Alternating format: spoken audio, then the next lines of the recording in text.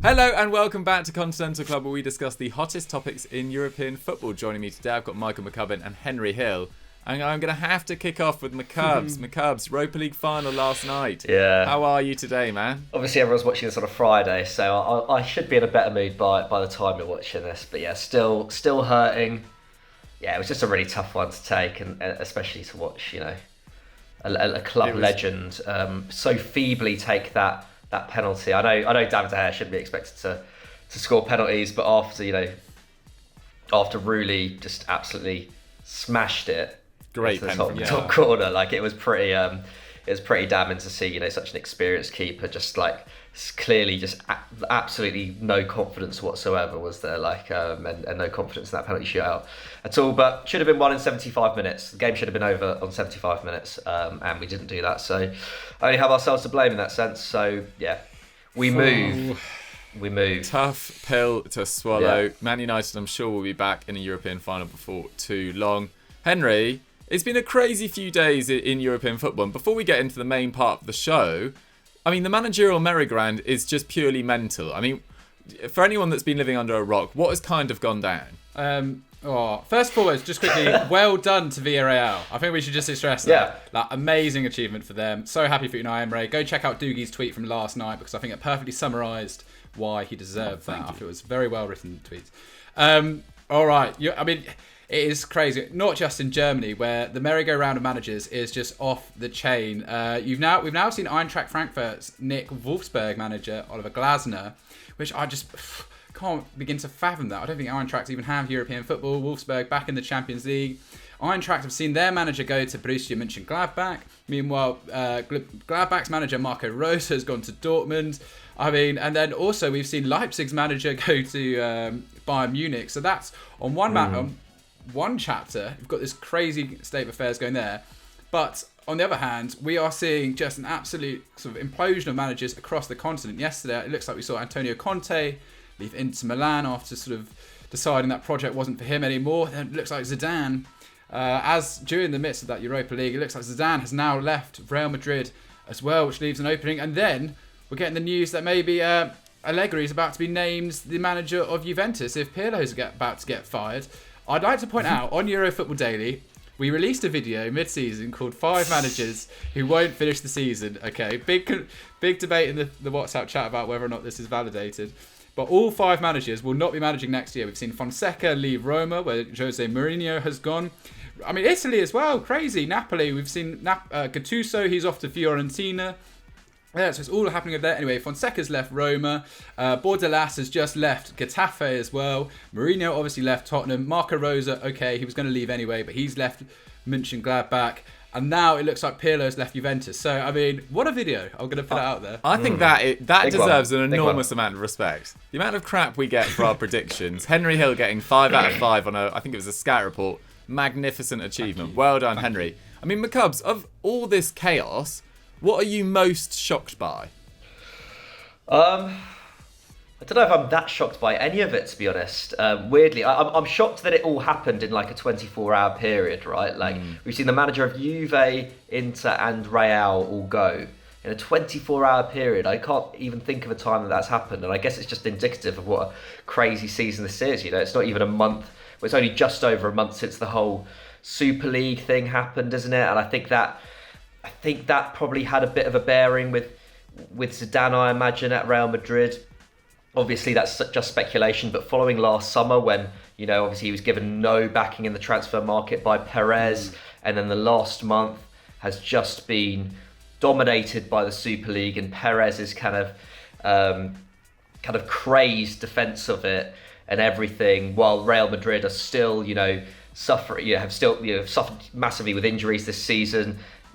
Clearly, there wasn't, there wasn't going to be that much backing in the transfer market this summer. I don't imagine. Otherwise, I feel like Zidane would have stayed. Clearly, he wasn't satisfied with whatever Perez was going to be offering him this summer.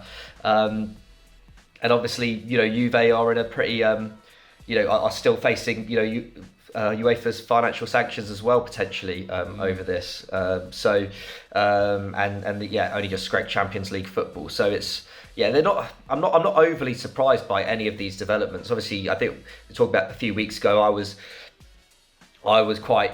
had kind of Pirlo's back at Juve. I was quite up for seeing what he could do in a second season, even if he probably wasn't the right appointment in the first place. I thought he'd made enough progress to kind of try and rebuild this Juve side. At Inter, it's just clear that the financial situation there is even worse than a lot of people thought. I think we were speaking about it on Euro Transfer Talk last week, and there were a lot of comments actually on that from Inter fans who were like, "Oh, we're getting this loan in; it's going to be all good, it's all fine." And then a week later, it's like, "No, it's not all fine. Like that loan is literally just to patch up the wounds and the wages which haven't been paid already this season." And I believe it will help them a little bit in the new season, but nevertheless, they still, or at least the club ownership, still want something like an £80 million surplus at the end of the summer, which I assume at least is to do with transfers. So that would probably involve selling either one of the stars or getting a load of the older players off the wage bill. How they go about that, obviously, we'll see. But clearly, Conte not happy with that. He obviously wants to challenge in Europe next season and retain the title. Luckily, I think Inter probably can afford to have a fairly quiet summer and still challenge for the title. But for sure, like that title race now has blown wide open. So good news for Atalanta fans at least. Cool. That's so I just ended up kind of rounding up a load of stuff there without really going deep into it. But at this stage, it's just hard to see because there's like all of these announcements have just been made. Maybe by the time this comes out, there'll be a little bit more information, a little bit more inside knowledge. But at the moment, it's just kind of chaos. It's just a nuclear fallout, isn't it, across Europe? I feel like the one I'm most surprised about personally is Pochettino potentially leaving PSG to go back to Spurs. Like that is the real shock because I don't really understand it. Like he was pretty unhappy by his final 6 months at Spurs. Like the players had dropped off their levels. He was unhappy with the backing he got in the transfer market, which was pretty much non-existent. He's gone to PSG. He's missed out on the title by a point, but he's won 2 cups there. Got that off his back. But rather than back himself to rebuild this squad, he said that he's not got enough control there. Supposedly that he doesn't get along well with Leonardo. Which for me, if I was Nasser Al-Khelaifi, the president of PSG, I'd get rid of Leonardo. Like he's potentially going to lose 2 of the top 10 managers in the world, at the very least top 10, in Tuchel and Pochettino in the space of 6 months. Mbappe still hasn't signed a new deal, and all the while it's been their football operations being run by a man who is clearly so intolerable that no one can stand working with him. So, from a Spurs perspective, great still getting Pochettino back, but I do not get it from his perspective, unless Leonardo is just a complete nightmare. I mean, Henry, if you had to get your predicting hat on, where is Zidane going? Where is Conte going? I mean, is Pirlo going to get another job? Who are Inter Milan going to hire? I mean, take it away. This whole chaos. What do you see happening next? Oh, that is a big question, isn't it? If I had to think, obviously Conte, for me, I think the Real Madrid job is the dream, doesn't it? But if you think about it, if he's struggling to see the project at Inter Milan, it doesn't look like Real Madrid is going to be much of a better situation there, is it? I mean, the financial situation isn't particularly glamorous across any of the big Spanish sides at the moment. I mean, I think even managers like Solskjaer, after this failure in the Europa League, and to more of an extent Koeman, they'll be looking over their shoulders now because there's an unbelievable amount of sort of talent on the market. I think Conte in particular is the man to go for. I can see Zidane going to PSG. I just think back in France, I think that for me is the one that makes the most sense. He's always been good at just managing star players, as it were. I'm not discrediting anything that he's achieved at Real Madrid, but I think the kind of setup that he has at PSG would maybe be best suited to someone like Zidane. And Zidane at the premier French side sounds pretty cool if you think about it, doesn't it? It is really tricky. For me, like I say, Conte to Real Madrid. I can see Sarri going into Inter Milan potentially. I can see that happening. I think it's time for him to sort of get a job again. Poch maybe back to Spurs, but honestly, it's anarchy. I don't really. It's hard to say, but Conte is the man that everyone will want. I just don't. quite know who's going to have the project, as it were, that maybe for him. I'd actually say if Real Madrid, if Manchester United really had a backbone and wanted to go for it, I think Manchester United should try and get Conte, because I think he's that winning mentality. They've got the funds. That's what I'd, in the ideal world, like to see. I feel bad saying that about Solskjaer. I think he's actually done more than enough to deserve a new contract. But we're talking about becoming a pure winning club here, and he's the one that really delivers that star power at all the people available. McCubs, what do you think about that necessarily? I love Conte as a manager. I really love him. And yeah, if it was purely in a footballing sense and it was like, okay, let's go out and win a couple of trophies in the next 2 years, then fine. But I just think Conte working under Man United's the Man United hierarchy, I just think is a disaster. That's the problem with Conte, is that he just won't. He won't. I think that's one of the good things about Solskjaer, is that he's clearly a very naturally diplomatic person. I think that's what really kind of counts in his favour at United, is that he's able to keep a lot of people happy at the same time. And I don't think Conte is that guy. But it's interesting about Allegri, actually. Because just before we started this, it's just mad. I mean, this isn't anything to do with United or where he's going, but it's mad to think that for 2 years, basically no one wanted him, and then within the space of a day, I think one of the reasons why Juve, at least from what I've read today, one of the reasons why Juve moved so have moved so swiftly now to get Allegri in, is because of Zidane leaving Real, and because they feared that Real were going to make a move for Allegri as well, because obviously he's kind of been touted as one of their top targets, if not the top target, if Zidane was to leave. So I don't know, that power play from Juve could end up seeing Real not be able to go for their top manager, and in that case I think Conte probably is the guy, but Allegri probably is maybe more of a natural replacement for Zidane, just because he's a little bit more I guess a bit more kind of pragmatic tactically, whereas Conte, you definitely know what you're getting, don't you? With Conte, it would be like, I guess, Vinicius at left wing back or whatever, without going into the cliche. But it would, you just have three at the back, wouldn't you? You have flying wing backs and whatnot. Try and get Hakimi back to the Bernabeu. So yeah, I don't know. I'm really interested to see how this develops. One potential plot twist that I've just thought about: if Zidane goes to PSG, I don't think Kylian Mbappe is ever going to join Real Madrid, because his whole idea was to work under Zidane. So we'll see what happens there. What's that, sorry? Camavinga wanted to work with Zidane as well. It's a game changer. Their hopes of signing him have taken a blow as well as a result. Absolutely. I have no idea what Real Madrid are going to do in the transfer market this summer. Absolutely. But guys, we got a bit waylaid there. I hope you guys enjoyed our take on the managerial merry-go-round and chaos going on around Europe. It's been a box office few days, but it's going to be a box office Saturday night as well, because at 8 p.m. it's the Champions League final between two teams from the same nation for the 7th time, as Chelsea take on Man City in the 2021 edition. Man City are obviously going for their first ever Champions League just 9 years after first competing in the competition. Chelsea will be gunning for their second after triumphing on penalties against Bayern Munich in 2012. It's going to be an absolutely box office game. So for the next 10, 15, 20 minutes, I don't know how long it's going to take, we're going to preview the game. McCubs, we are kicking off with Man City, Man United's fiercest rivals, who you've got to take your hat off to this season, because it was a difficult start. Yeah, I mean, they won just 3 of their opening 8 games and sat 8th on Christmas Day. Obviously, Liverpool were leaders at that point.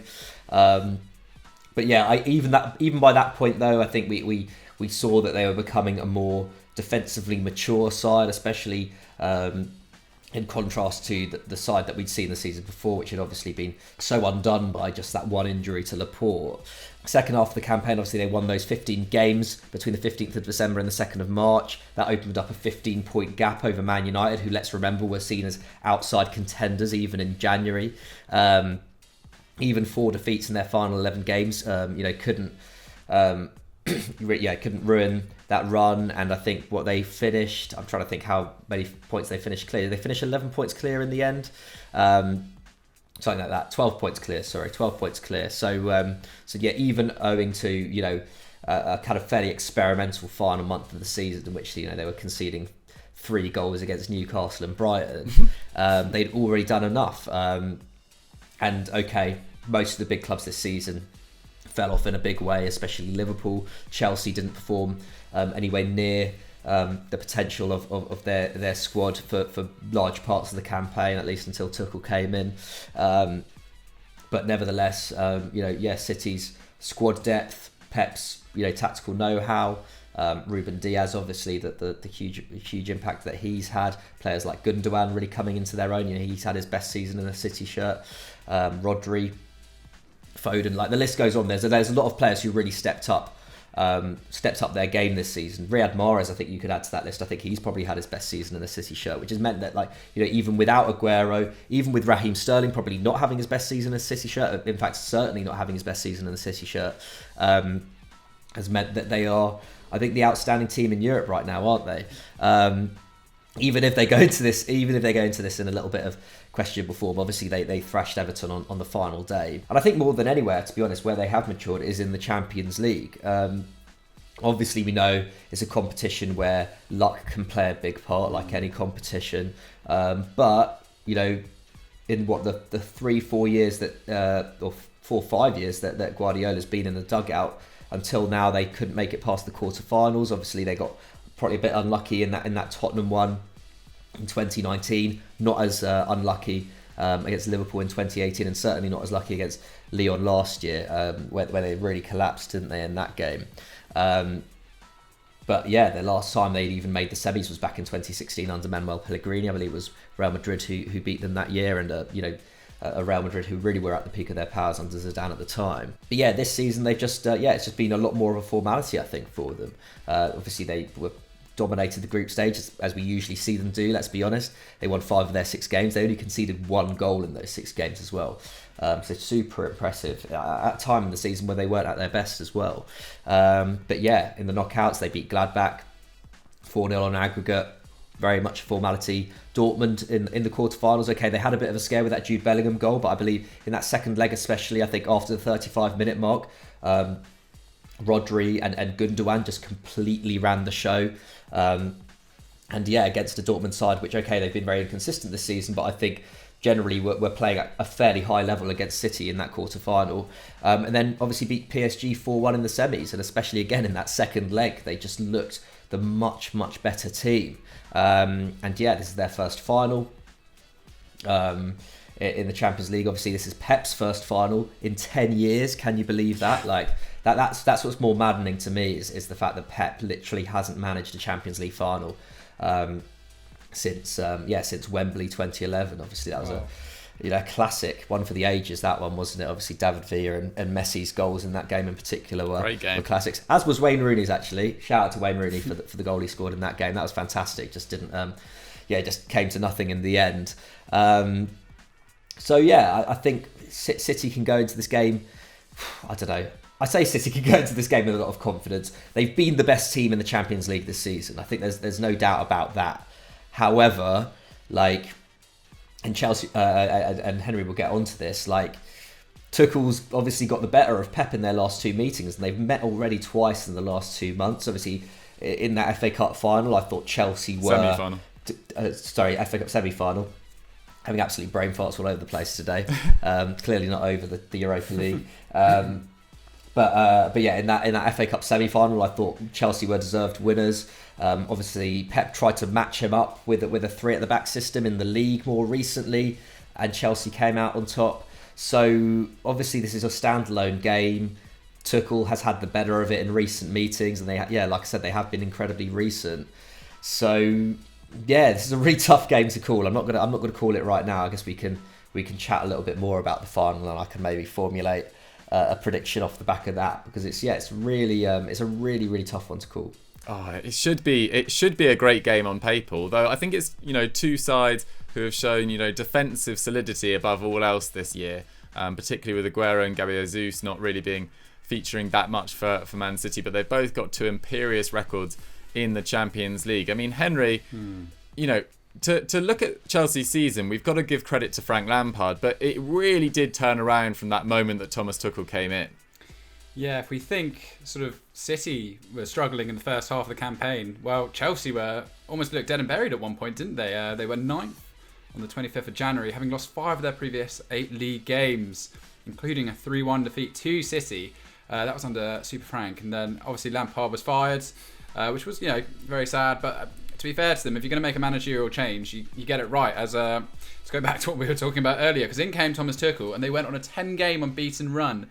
Only lost one of his first 16 league games in charge. Now, interestingly, their form has dipped. A bit like City's, their form has dipped recently. Very nervy ending to their season. They lost 2 of their final 3 games versus Arsenal and Villa, and obviously lost that FA Cup final 1-0 against Leicester, which, to be fair, they were probably the better side throughout. Just that, obviously, that Tielemans wonder goal there. But they're the last laugh, really, because they finished 1 point ahead of the Foxes to claim Champions League, although heavily reliant on that Tottenham performance to get them there. So it was a really nervy finish.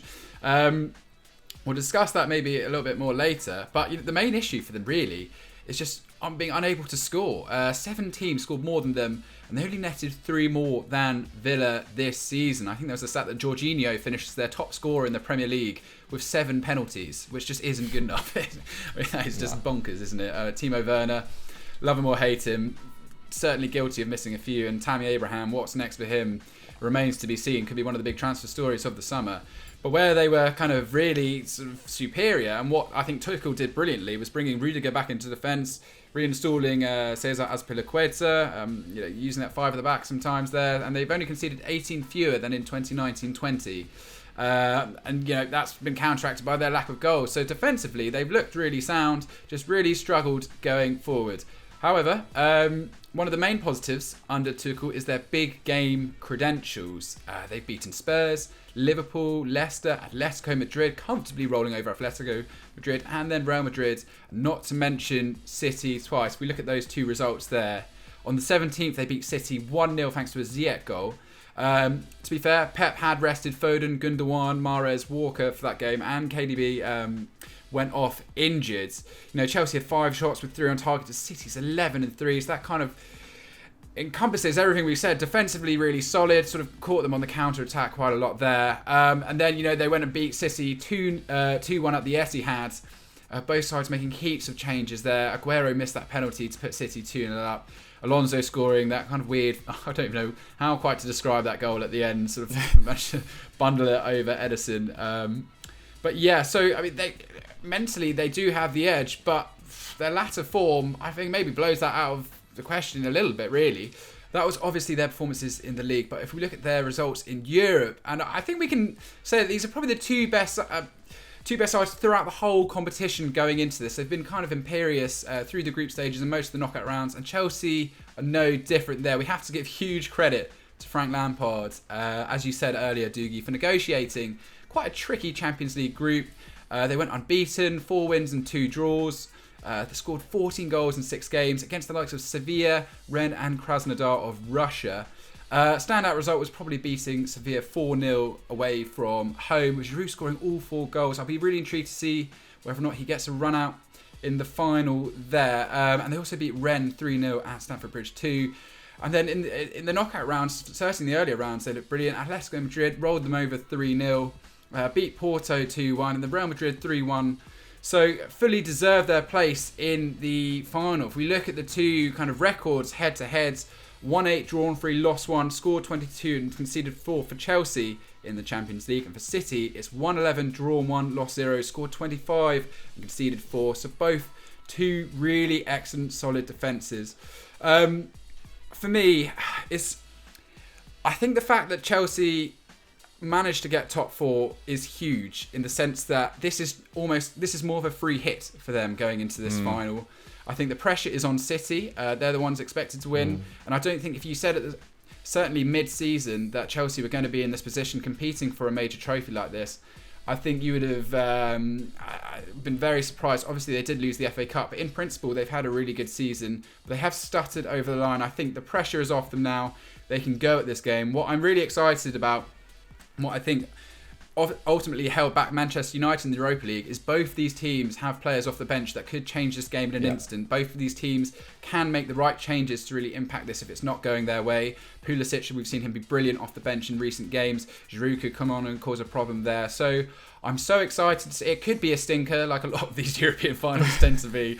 I don't want to say it will be because I'm on European review with you, Doogie, and I want it to be a good game.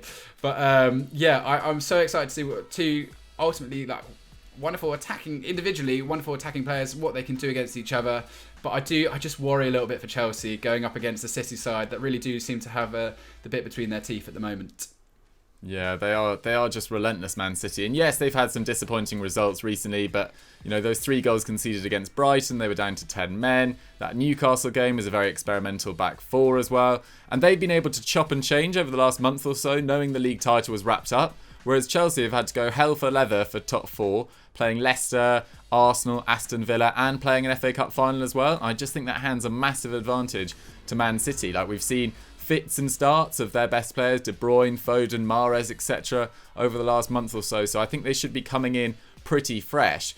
The advantage for Chelsea is that recent form, as we keep on mentioning, they've won 3 of their last 4 meetings, but the aggregate score over those is actually 5-5, so they have been incredibly tight. And they actually had only won 1 of their previous 7 meetings before that run, and were beaten 6-0 in that time by Man City in February 2019. Obviously a different time under a different manager, but they did have a bit of an inferiority complex to Man City prior to this recent run. In terms of fitness for this, well, Ilkay Gundogan has declared himself fit after being forced off against Brighton. Otherwise, Pep has no injury concerns to contend with, which is a big advantage.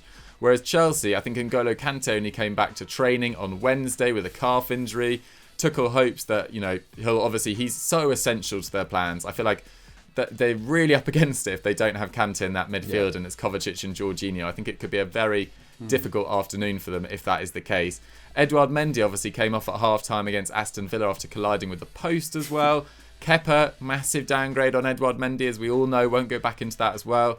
Tuchel said he showed huge improvements in terms of getting back on the pitch soon. So hope for his sake that he can take his place in this Chelsea starting 11 for the Champions League final after playing a massive role in those 2 legs against Real Madrid. I thought Mendy was excellent in that. In terms of the managers, on the touchline, chalk and cheese in terms of their finals record. Tuchel's is pretty solid. I think he's won 3 of his 7. But Pep Guardiola has won 14 of his 15 finals he's competed in with Barcelona, Bayern Munich and Man City. That's quite a ridiculous record. The only defeat in that time is a Copa del Rey defeat to Jose Mourinho's Real Madrid in, I think, 2010. And get this, between 2011 and 2020, they didn't even concede a goal in those games until Samatta scored for Aston Villa in the Carabao Cup final in 2020. Isn't that just a ridiculous record? Tuchel, as I said, he's played 7 so far. He's won 3. 3 of those defeats came on penalties, not least against Pep Guardiola's Bayern Munich in the DFB Pokal final when he was Dortmund manager in 2016. But I think it's going to be really tight. Neither side has conceded more than 1 goal in a single game in this year's competition, which is an unreal stat. In terms of the key players, McCubs, I mean, we know the names on both sides, but Mahrez has played such a crucial role in City getting to the final. Same with Foden. Who do you see as the game changers on both sides? I think who you alluded to before, Dukes, I think it's going to be all in that midfield battle. I really hope it's going to be a good game because there's just so many great players on both sides. And I know, I feel like last year's Champions League final between Bayern and PSG wasn't amazing, but it was a pretty good fixture from what I remember. So I'm hoping for something kind of similar to that in terms of that we're able to see players express themselves and that we're able to see quality on the ball and whatnot. And it's not going to just be 2 very cagey teams just trying not to concede. Nevertheless, I think that midfield battle's massive. Kante, I think, is key to Chelsea. I think if he doesn't start the game, I think City are very, very big favourites. I just think Rodri and Gundogan and obviously KDB have really grown as this season's gone on, and I think especially in the Champions League they've been so crucial to City taking a hold of games in the big moments and kind of becoming more dominant as games have gone on. And I think you need Conte obviously to break up play, but also to drive that midfield forward in a way that we probably saw Kovacic do more last season, but I think Conte's become that guy more so under Tuchel especially. So I think he's going to be the key man. Obviously we can talk about the attackers and whatnot. City probably have the more clinical attack, let's face it, unless Werner suddenly finds his shooting boots in this game. But I think that midfield. I think Conte is going to be huge for them. If he's not there, then I think City are big favourites. If he is there, then it's just going to be fascinating to see those two midfields clash. Oh, it's going to be absolutely epic. I'm hoping for an absolute screamer of a game, but we'll see what materialises. Henry, I'm going to ask you for your prediction, but I gather you've got some news to announce vis-a-vis predictions. Well, I was hoping I was hoping that you'd announce it, Doogie. Otherwise, it feels quite self-congratulatory. I can do it if you want. Okay, I'll do it for you. Just, Henry likes to retain his modesty, clearly. So, Ibrahim Hashim, Ultimate Continental Club superfan, has been keeping a tally of our Continental Club Big Match Preview predictions. And it turns out that over the course of the season, Henry Hill is the champion. I think by, was it 2 or 3 points ahead of McCubs? Me? And I think I was a further 2 points further back. I know we were separated by about a point in April time. So Henry, with some late season predictions, has taken the Continental Club Big Match Preview Cup, which I will get made, maybe. So Henry, as our reigning champion, you get to go first. Congratulations on your win. And how do you see the Champions League final going? Thank you. I should add that I am stunned that has happened. And I also came last in the Football Daily Predictor League for the Premier League regular series. So this is a real treat. But yes, this game. I'm a bit of a hopeless romantic. I can just see Phil Foden. I think this is his moment, really. I think the players around him. I'm really hoping that he does something. I'm going to go for a 2-0 victory to Manchester City. I remember that first year where the first time Barcelona beat United, the sort of Lionel Messi header. I just feel that kind of dominant performance coming on. I just think they're going to be too much to handle for this Chelsea side, and certainly, like you said, with the midfield problems there. I just think that City's strength and depth, they've got so much going with them. Fernandinho, etc. Was this Aguero maybe his last ever time you will see him for a Manchester City side? I just think that for me, it's City have to win it. 2-0. 2-0 to Man City. There we have it. McCubs, what is your riposte to that? Yeah. First of all, I'm absolutely gutted about our predictions because I went into that last weekend of Serie A football when I think I predicted Juve to beat Inter, and basically I thought I'd won it with that prediction, and too little, too late. So too little, too late. But as for this game, I'm going to go along with Henry. To be honest, it's a standalone game. Chelsea have had the better record recently. And Chelsea, I don't know, there's something about it. It's like, you could just see an upset happening in this game, especially with how good defensively they've been. However, there's just too many. There's too many good players in that City side, and too many players who've had brilliant seasons in that City side. For me not to back them, like it just feels like I have to go with it on paper with this, because I would feel silly not to, even if an upset happens. I think I'm going to go 2-1 City. I think it's going to be a little bit tighter. I think there will be frustrating moments in the match, but I think City just have a little bit too much going forward. The attacking options they have on the bench, especially. I can see Pep. Obviously, Pep has a great record in finals as well. Although I don't know how much that will count in this game in particular. But I think City will just about have too much. Fair enough. Yeah, Pep's record is weighing on me. Those injury concerns for Chelsea. I'm actually going to go that it's going to go to extra time. Cool. But Man City are going to triumph in extra time. I think it's going to be 2-1. I think it's going to be Man City very much dominant on the ball, but Chelsea holding firm, offering a threat on the counter-attack. I back Timo Werner to get a goal involvement at some stage. I feel like that is written. He'll probably score an offside goal as well, but we'll see what materialises. So we're all going for a Man City win by 2 goals to 1 in our case with McCubs and myself after extra time for me. Henry's going for a 2-0 win for Man City. But guys, we need your predictions in the comments down below. Who do you think is going to score? First goal scorer, who's getting the assist, who's standing out, who's making mistakes? Get all of it. Get all your thoughts in the comments down below. And let's move on to our quickfire questions. Our first quickfire question comes in from Dodo Series of Numbers, and he asks, what is your favourite Champions League moment? Henry Hill, you don't have quite the same amount of years on the planet as McCubs. Oh no, you're actually a similar sort of age. Anyway, I'm rambling now. What is your Champions League favourite moment? You know what? One of my earliest favourite ones I remember was when Luis Garcia scored for Liverpool against Juventus. It was like a dipping volley. I've always remembered that. Niche. It's like Love it. fun standout moment, and obviously that Istanbul. But I mean, in recent history, it has to be that Sergi Roberto goal for Barcelona against PSG. The remontada, whatever they call it, the dying moments. That's the most I've ever been excited watching a game where I didn't have an invested interest in it. It was just truly beautiful. That Neymar off the chain, that game as well. But yeah, Luis Garcia scoring a tipping volley and Sergi Roberto scoring the winner in a sort of unbelievable moment. Those are my two choices. I love it. McCabs, what are you bringing to the party? Well, I bet I probably should get the United ones out of the way, shouldn't I? Obviously, 2008 Champions League final, Terry hitting the post, probably one of the most euphoric moments I've ever had in my life. Not necessarily Terry missing the post, that was relief, and then after after Anelka had his penalty saved. Obviously, like the 99 one, even though I was like 4 years old, but not really that much of a moment. I wasn't really that invested at that point, but. And then Roma, the 7-1 against Roma, I'll always remember that. That was such a great night. But as for non-United ones, and especially more recently, because I can't really remember. I feel like my memory's not very good now. I can't really remember what certain moments and whatnot beyond 10 years ago anymore, which is a bit sad.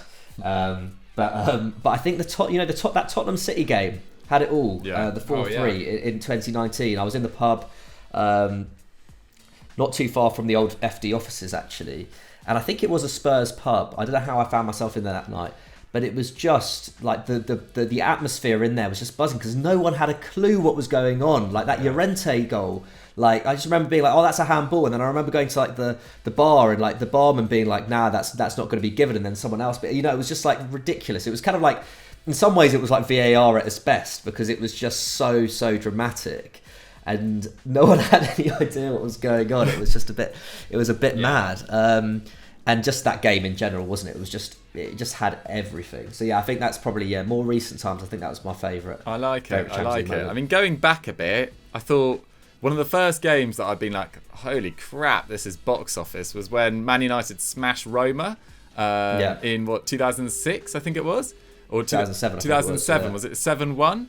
And that was an insane game. I weirdly remember a really good Oscar goal against Juventus and I think a 2-2 draw at Stamford Bridge. I remember that got me very excited. Iniesta scoring against Chelsea late on in 2009, I think it was. I'm with you. I mean, some of my best memories in the Champions League are actually doing Total Footballs on those streams. I think we had some amazing luck. I was working on the Man City Spurs game, Man City Liverpool the year before, Rashford, of course. Ajax, Spurs as well, that comeback. I don't know. There's just so many to pick from. I'm just hoping that this Champions League final, does itself justice, because I don't think there's been a truly great Champions League final since 2018 was pretty special between Real Madrid and Liverpool with that Bale goal and the Karius shockers. But since then, they've been a little bit tepid. So I'm hoping that we bring a bit more drama on Saturday night. Let's do another quickfire question, just because we haven't done that many quickfire questions over the last few weeks, because we've been doing headline topic, big match preview, etc. Anyway, so let's do Swagato is back. He said, who should Inter sell and remain competitive? So obviously they've got at least an £80 million deficit, Henry. So they need to make do with, well, obviously they've got Conte's wages off the books, but they probably need to sell one, maybe two players. I mean, who would you want to sell to stay competitive? I think they could probably sell a centre-back, maybe Skriniar. I think they could probably command a good price for him at the moment. So you'd probably 40 million there. And then let's talk about them using their youth products. Obviously, they've got Bastoni in there, but I'm sure they could find someone else on the market at the moment. I mean, if you're seeing someone like Mike Magnon going for 15 million euros, I think there is sort of value out there if you can just find it. They've also got a really good left wing back called Federico Di Marco, who's been on loan elsewhere this season. He's been one of the best sort of left fullbacks in Serie A. So I think they could maybe try and sell Perisic, or certainly it looks like Ashley Young will be gone. They could try and get a bit of money there. But yeah, it is a bit difficult. They might have to shift someone like Stefano Sensi, who's not really been a part of the team this season, see if they can kind of get a 20 million euro, 25 million euros for him. But yeah, I think maybe... You know what? I think Lautaro Martinez is replaceable. I was about to say. Sorry. I mean, yeah, Doogie, you share my opinion on this. I think he is replaceable. And if they can get a silly fee from him, I think they should. But yeah, certainly not Lukaku and a lot of the sort of central midfielders. No, I totally agree. Don't apologise. I think it's a great shout. I think of the players that you can make the most money of, off the Hakimis, Lautaro, Lukaku, they're probably their biggest three in terms of what you could make from them this summer. It's got to be Lautaro Martinez for sure. I think he is very much replaceable. I think he's a great player. I think he's a great footballer. His finishing, does leave a lot to be desired at stages. So I think if I could get £80 million plus for Lautaro Martinez, personally I can't really see that this summer, to be totally honest, then I'd take that in a heartbeat, really, given their financial jeopardy. Obviously, in an ideal world, you'd keep him, but it just looks like they're going to have to sell a big star, and Lautaro is the man to go. And I agree with you. I think Skriniar, having been so close to an exit last summer, it just kind of makes sense this year, although he has had another phenomenal campaign. I mean, the Cubs, are you throwing anyone else in the hat? Are you agreeing with Lautaro Martinez? I think you guys raised some pretty good points with those players. Potentially Christian Eriksen as well, if you can get money for him. I think that I know he's had a really good second half of the season, but he's not really fitted that system. It obviously depends on who comes in, whether they're going to kind of stick with the same kind of system that Conte had, because obviously that is very reliant on having three really good centre backs and using wing backs in that way. If you have a manager who comes in and wants to play a 4-2-3-1, then obviously you keep Eriksen, and someone like Lautaro Martinez probably is even more replaceable in that sense, if it comes to that.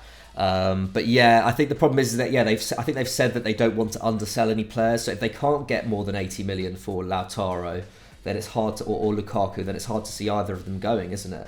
But I do kind of agree. I think a centre back, maybe even Bastoni, if you can get like big money for him, because he is an amazing prospect. But again, I think that the defence can be more worked upon. I feel like in Serie A you can, I don't know, you can make a defence more than the sum of its parts a bit easier.